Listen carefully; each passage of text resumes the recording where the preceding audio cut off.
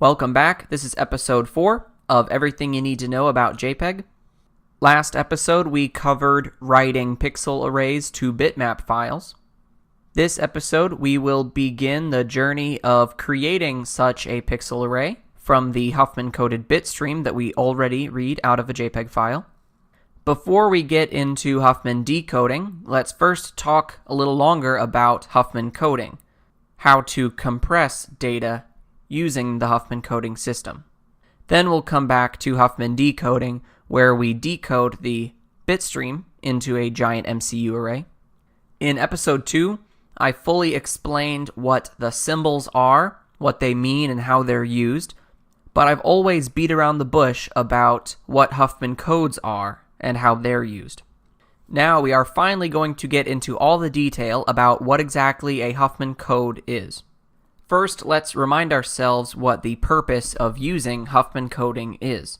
The purpose is to take the original data and compress it based on the frequency of certain values in the data, how often certain values occur.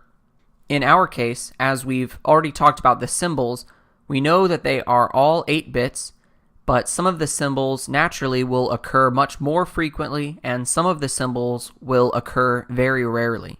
So instead of storing the symbols as they are, and all of them taking up 8 bits, we replace them with certain codes such that the very frequently occurring symbols are assigned to the shortest codes, and those symbols that appear the most rarely will get assigned the longer codes.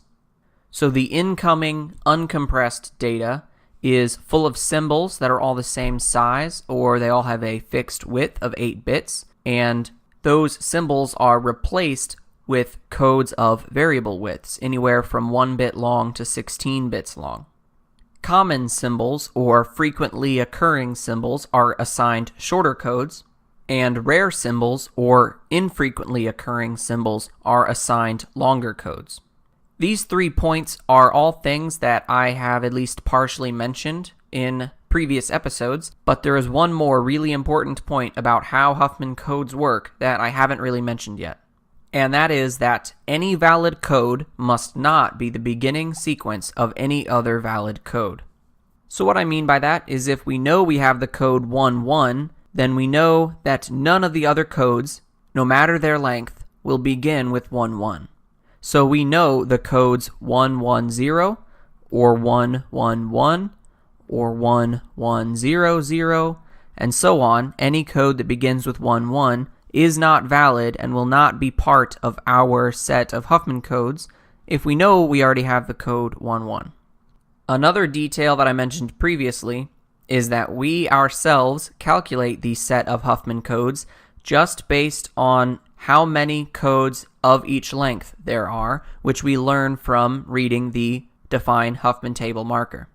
I could jump right into the algorithm to show you how to calculate all of the codes based on how many there are of each length, but it would seem rather arbitrary and not give you a very thorough explanation of how Huffman codes work. So first, let's talk about how to create the set of Huffman codes in a more traditional example before we talk about them in the context of JPEGs. So let's say this is the data we're interested in compressing by translating it into a set of Huffman codes, and the symbols in our example here are going to be individual characters. And we'll ignore spaces just for simplicity. Since we already know that the codes we end up assigning to each symbol are based on that symbol's frequency, let's tally up the frequency of each of these symbols. First, we have the symbol T, which appears 3 times, as you can see here.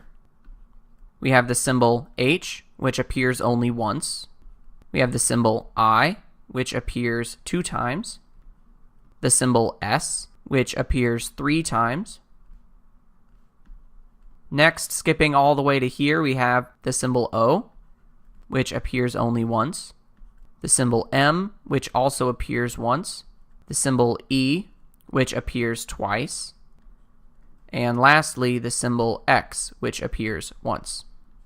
Next, for organizational purposes, we will sort these in order of increasing frequency. When there are ties, the order doesn't exactly matter. So the first 4 symbols that all have a frequency of 1, they can really fall in any order. Also, it's worth noting that right now we aren't really concerning ourselves with the binary representation of the symbols of the text characters. If you'd like, you can assume that each character is represented with its usual 8-bit ASCII value, but the actual symbol's binary value or numerical value isn't really relevant to determining the codes that we will assign to each symbol. Based on what we already know, we can predict that the symbols that only occur once will tend to have longer codes than the codes that end up getting assigned to the symbols that occur 2 or 3 times. So let's see how that's done. We are going to be using what is called a Huffman Coding Tree as a tool for visualizing the construction of our codes. If you don't know the basics of how tree graphs work, I recommend you look them up and get familiar a little bit, but the way we'll be using them isn't all that complex. A Huffman Coding Tree is not just a kind of tree, but also a kind of binary tree, meaning every node can have at most only up to 2 children. But anyway, let's get started with the algorithm that determines the code to assign to each symbol. The first step is to select the first 2 symbols with the lowest frequency and put each of them in their own node as the root of 2 separate trees. So we will place H in a node right here and O in a node right here. And every time we write a symbol in its own node like this, let's cross that symbol off of our list of symbols at the top. So we'll cross out H and cross out O, and we will join these 2 nodes, join these 2 whole trees really, with a new root node. And in this node, we will place the sum of the frequencies of the 2 nodes we are joining. We know H has a frequency of 1 and O has a frequency of 1, so here we write a 2. Essentially, all we have to do is repeat those few steps until we have used all symbols and we have only 1 tree joined by a single root. However, what is crucially important when we are trying to select the 2 items with the lowest value is that our set of candidates that we choose from is all of the unused symbols plus all the roots of all trees that we might have. So we repeat the process, selecting the 2 items with the smallest values, but we consider the unused symbols here and this root. With that in mind, the 2 smallest values belong to M and X, so we place each of those in their own node down here, and we join them with a new node whose value is the sum of both the value for M and X, which again is 1 plus 1, so we place a root node with the value 2. And now that we've placed M and X, let's cross them out of our list. And yet again, we pick the 2 items with the smallest value. Here you can see we have a lot of choices because we have a 4-way tie with the value 2.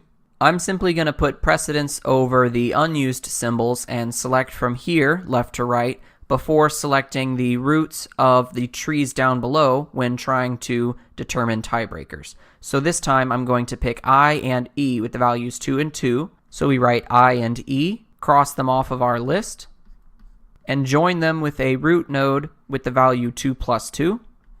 Now when selecting the next 2 lowest values, there is no tie. Our only choice is this 2 and this 2. They are the only 2 lowest values. So we join them with a new parent node, and again, the value of the new node is the sum of these 2 values, so it will be a 4. We only have 4 candidates left. We have this T, this S, this 4, and this 4. The T and the S have the value 3, so they are the 2 lowest values. So we put each of them into their own node, and join them with a parent node whose value is 3 plus 3. Cross out T and S from our list of symbols. Now we're not done even though we've exhausted our list of symbols because we don't have 1 tree, we have 3 separate trees. We're only finished once we've exhausted every symbol and have 1 tree. So we repeat the process exactly the same. We pick the 2 smallest values from all the candidates, and now the candidates are only 4, 4, and 6. So we join the 2 nodes with the value 4 with a new node with the value 8. And lastly, we join the two remaining root nodes, 8 and 6, with a final parent root node. So how does this help us determine the codes that we will assign to every symbol? One observation we can make is that the T and S, the most frequent symbols, are the closest to the root of the tree. They have the shortest path to the root. And the rarest symbols are the farthest from the root. We already anticipate that somehow these will be given the longest codes, and these here will be given the shortest codes. Like I mentioned previously, the Huffman Coding Tree is always a binary tree, meaning every node will have at most 2 children. We can think of the path from the root to the leaf as a way of describing the code itself. At any particular node, falling left, we can say, is like adding a 0 to the code, and falling right from that node is like adding a 1 to the code. So let's make a note that every time we branch left, that's like adding a 0 to the code, and every time we branch right, that's like adding a 1 to the code. So if we want to determine the code for any given symbol using the Huffman Coding Tree, we take the path starting at the root of the tree down to the leaf or the symbol that we are interested in, collecting the binary digits along the path as we go. So to find the code for the symbol H, we start at the root and follow the path to the leaf node for the symbol H and collect the binary digits along the path from left to right, which in this case is 0, 0, 0, 0. For the symbol O, we start at the root and the path goes 0, 0, 0, 1. M and X are determined in a similar way. M is 0, 0, 1, 0, and X is 0, 0, 1, 1. Notice that all 4 of these symbols have codes that are 4 bits long, but that changes when we move on to the symbol I. The code for symbol I is 0, 1, 0. So this code is only 3 bits long. Similar story for the code for the symbol E. From the tree, you can tell that T and S have codes that are only 2 bits long. T has the code 1, 0, and S has the code 1, 1. Now remember what I said a little bit ago as one of the most important things about Huffman codes. That is that any valid code is not the beginning sequence of any other valid code. Again, what that means is in this example where S is 1, 1, none of the other codes' first 2 digits are 1, 1. T beginning with 1, 0 means that none of the other codes start with 1, 0. And then for the 3-digit codes I and E, E is 0, 1, 1. None of the other codes begin with 0, 1, 1. And I, 0, 1, 0. None of the other codes begin with 0, 1, 0. You can also prove this to yourself using the tree in a pretty clever way. What would it mean for a code to be the beginning sequence of another code? Well, let's say we had the symbol Z represented by the code 0, 0. Clearly we do not, but let's say we did. Where would we identify this symbol in our tree? Well, we follow the path corresponding to the code 0, 0. So starting from the root, 0, 0 means this here would be the node in the tree corresponding to the symbol Z. And from here we can see that below Z are more valid symbols with codes that start with the same path, 0, 0, and then add more onto that path. But the algorithm we used, the procedure we used to place the nodes as the leaves that contain the actual symbols, we will never end up placing a symbol as the parent of some other symbol. Our actual set of symbols that we started with will only ever exist as leaf nodes in the Huffman Coding Tree. But why is this detail actually important? Why is it important that no valid code is the beginning sequence of another valid code?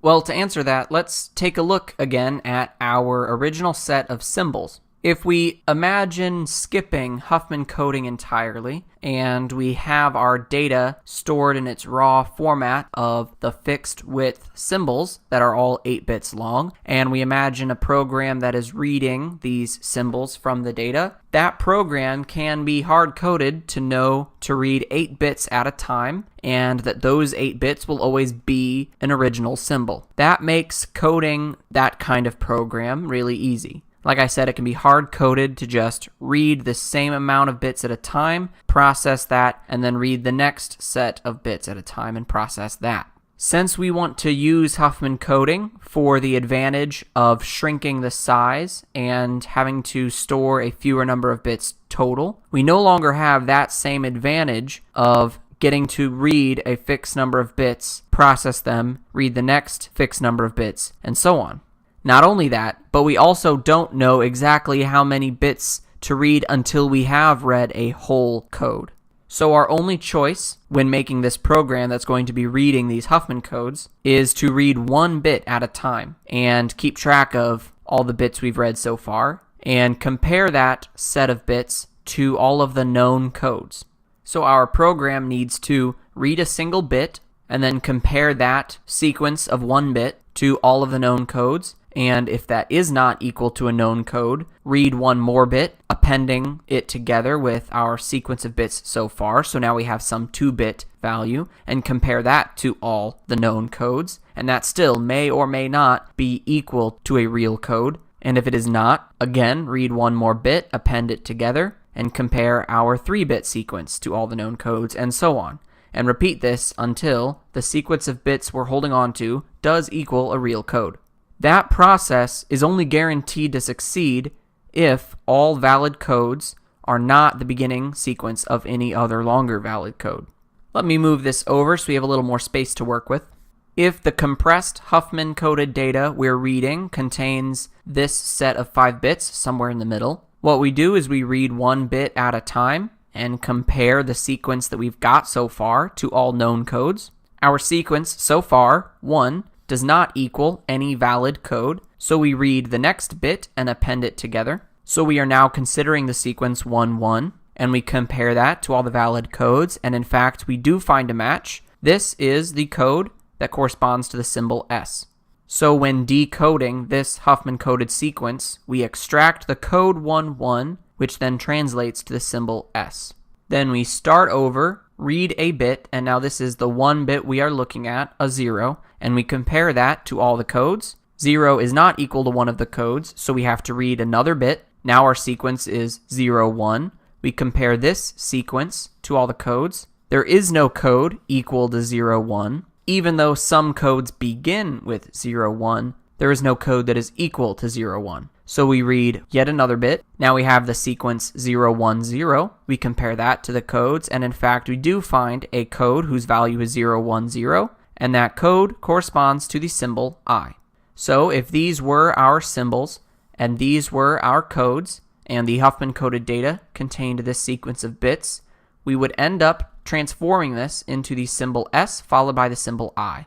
It might be clear already, but I want to explicitly point out that the numerical value of the code does not matter. What I mean by that is if you convert these codes to their decimal numerical equivalent, there are repeats in a sense. 0, 1, 1 converted to decimal is 3, 0, 0, 1, 1 also equals 3, and 1, 1 here also equals 3.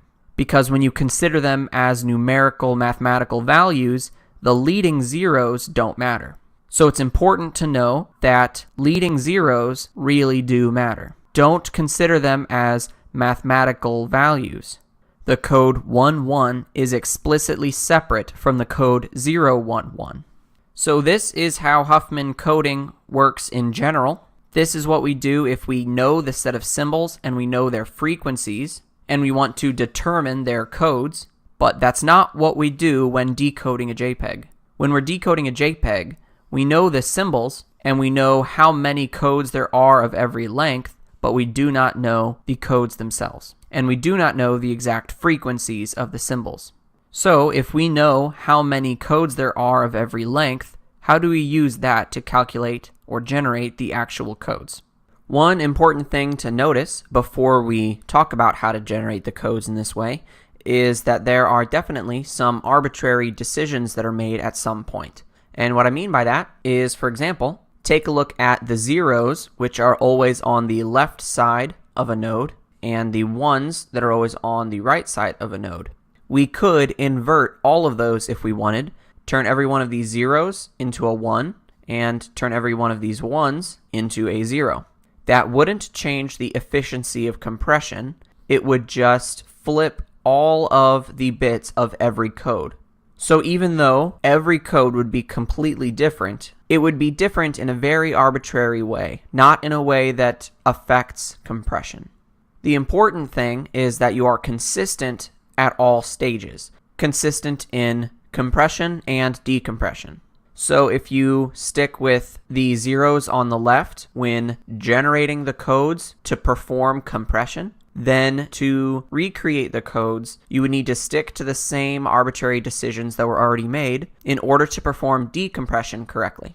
And remember that this whole example here was for Huffman coding in general, but we're not dealing with Huffman coding in general, we are dealing with Huffman coding in the context of JPEG. And the Joint Photographic Experts Group have already made the arbitrary decisions for us, so we have to stay consistent with the decisions that they made. So I'm just pointing that out because when we generate these codes, we could consider zeros instead of ones or ones instead of zeros, but we will do it the way that we do it because that is how the JPEG algorithm specifies. Okay, so when generating the codes, when decoding a JPEG, let's remind ourselves what information we actually have. Here is a slide from episode 2. This is the format of a defined Huffman table marker. The important part here is these 16 bytes, which tell us how many codes there are of 1 bit long, how many codes are 2 bits long, how many codes are 3 bits long, and so on, all the way to how many codes are 16 bits long. And this is the one and only piece of information we need to generate all the codes. And then remember that after that, we read all of the 8-bit symbols as one continuous line of bytes. If we look again at our output on cat.jpg, this here is AC table 0. All of the values on the right are the symbols that are read out of this array of bytes. And remember that we can already have the ability to group them based on our knowledge of how many codes there are of each length. So because we know that there are 0 codes that are 1 bit long, we place none of the beginning symbols in this group. And because we know there are 2 codes that are 2 bits long, we place the first 2 symbols from this symbols array in this group, and so on, even though we don't know the codes. So let's try to determine the codes for the first 4 groups, for codes that are 1, 2, 3, or 4 bits long, based on the knowledge that there will be 0 that are 1 bit long, 2 that are 2 bits long, 1 that is 3 bits long, and 3 that is 4 bits long. Another thing to point out is that there is a limit to how many codes there can be in each group. For example, we know for sure there can only be a maximum of 2 codes that are 1 bit long, because the only 2 1-bit values are 0 and 1. However, we also know that if there were 2 1-bit codes, 0 and 1, there could not be any other codes. All other longer codes would become invalid, because all of them must necessarily start with a 0 or a 1, and any valid code cannot begin with another valid shorter code. So you will essentially never see 2 codes that are 1 bit long, because then those could be your only 2 codes. This will really most of the time be 0, as in there will be 0 1-bit codes, but it's certainly possible for there to be 1 1-bit code. And there are similar limits to all other lengths. So remember that our input is how many codes there are of each length, and our output should be the corresponding codes. So like I said, let's consider the first 4 groups in that real example from cat.jpg, where we know there are 0 codes that are 1 bit long, 2 that are 2 bits long, 1 that's 3 bits long, and 3 that's 4 bits long. So first we consider codes that are 1 bit long, and then we move down until we are finished. We start with the code 0 that is 1 bit long, and for all the codes that are 1 bit long, we first take the current code and finalize it as a real code, and then add 1 to it, and repeat that for each code that is 1 bit long. In this case, since there are no codes that are 1 bit long, this process doesn't happen. So we don't save this code candidate as a real code, and we don't add 1 to it. We move on to the next code length, 2 bits, and every time we move down the list, we append a 0 to the right of our code candidate. So we add a 0 here, and we follow the same rules as before. For each code that is 2 bits long, we store the current code candidate and then add 1.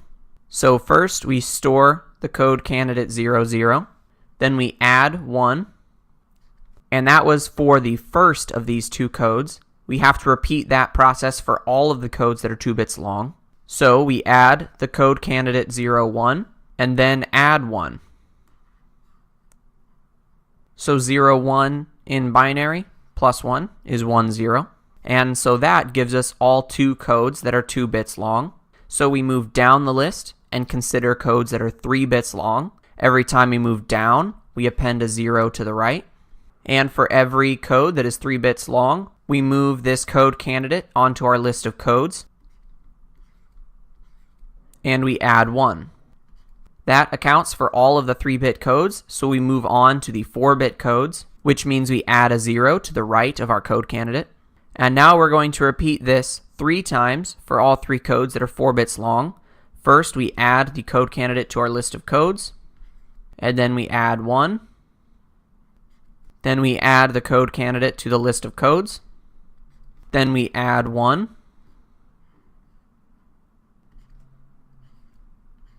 And then we add this to our list of codes. And then add 1 to the code candidate. And this tedious process would be repeated for all code lengths down to codes that are 16 bits long. Okay, there's just one more important idea to talk about before we move on to coding, and that is how negative numbers are represented in the Huffman coded bit stream. Let's recall that from episode 2, Huffman symbols are 8-bit values, and we read the codes out of the Huffman coded bit stream, which translate into symbols, which give us information about the coefficient that we're about to read. So in the Huffman coded bit stream, it alternates code, coefficient, and so on. We read a code, translate that into its symbol, and use the symbol to read the coefficient. Then we read the next code. The bottom nibble of the symbol is the length in bits of the coefficient that follows the code. For the sake of explaining this, let's focus on 3-bit coefficients, but the logic would apply to coefficients of any other length. So with 3-bit coefficients, the topmost bit, the most significant bit, is only set to 1 for half of all possible numbers that are 3 bits long. Here's what I mean. Here are all possible 3-bit numbers, and only half of them, 4, 5, 6, and 7, actually need or use the top bit. The other 4 possible 3-bit values don't need the upper bit. It would be a waste of space for the Huffman coded bit stream to include a symbol that tells you that the coefficient is 3 bits just to give you a coefficient that doesn't even use all 3 bits. If the Huffman coded bit stream needed to encode the coefficient 3, which is here, the symbol should just tell you that it's a 2-bit number. This would be better represented as a 2-bit coefficient, and that information would be in the symbol. So what that means is, if the way that we get a coefficient equal to 3 is by reading a 2-bit coefficient, then the 3-bit version of the number 3 is now available for repurpose. The way the Huffman coded bit stream represents negative numbers is by repurposing the bottom half of all groups of a certain length. So the negative number that these bit strings translate to are a mirror of the right side. This is -4, -5, -6, and -7. So if the symbol that you extract from the Huffman coded bit stream tells you that the coefficient is 3 bits, it absolutely will be a 3-bit number. 4 through 7 are 3-bit numbers. They need the 3rd bit, but you can get the positive or negative versions of those 3-bit numbers. So likewise, if you learn that you're about to read a 2-bit coefficient, the numbers you could possibly read are 2, 3, -2, and -3. So this is great, but how do we translate this kind of unique conversion in our code? And how do we do so in a way that our calculations don't depend on exact lengths of the bit string? Well, just after we read the coefficient in from the bit stream, it will be treated as a non-negative value, or an unsigned integer. So what we need is a way to convert 0 to -7, 1 to -6, 2 to -5, and 3 to -4. And then for 4 and greater, don't change the value. So the first thing is, how do we find the dividing line between the bottom half and the top half, regardless of the length of the coefficient? Well, really, I mean without relying on the length being a certain value. Our logic can depend on the length, but in a variable sense, an equation that uses the length variable to determine the dividing line. Well, right now, our length equals 3, and we want to target numbers that are smaller than 4. 4 is also equal to 2 to the power of 2, and if we try to write this in terms of length, this is also equal to 2 to the power of length minus 1. And this turns out to be true no matter the value of length, because 2 to the power of length would be how many total numbers you have. 2 to the power of 3 is 8, and we have 8 different bit sequences. And 1 less power of 2 would be to cut that in half. So 2 to the power of 3 minus 1 is 2 to the power of 2, which means that would be 4 of the 8 bit sequences. So if we read a coefficient from the Huffman coded bit stream, and we need to determine if we need to translate it into a negative number or if we need to leave it alone, we check if that value is less than, in this case, 4, or 2 to the power of length minus 1. And if it is less than 2 to the power of length minus 1, we have yet another question to answer. How exactly do we translate it into a negative number? Let's call our coefficient x, and we're assuming x in this case is less than 4. In other words, we have already determined we do need to translate x into a negative number. Well, in the case of 0, we need to subtract 7 to get from 0 to -7. In the case of 1, we also need to subtract 7 to get from 1 to -6. In the case of 2, we also need to subtract 7 to get from 2 to -5. And in the case of 3, we need to subtract 7 to get from 3 to -4. So we always subtract 7 when we're talking about 3-bit bit sequences. So how do we write that in terms of our variables, in this case just length? Well, we've already pointed out that 2 to the power of length is 8, which is the number of bit sequences that we have in our group, and we need to subtract 7, so luckily it is just 2 to the power of length minus 1. So the translation is x will equal x minus 2 to the power of length minus 1. All right, I'm pretty sure that is all the information we need ahead of time. So let's move on to coding and implement all of this in our JPEG decoder.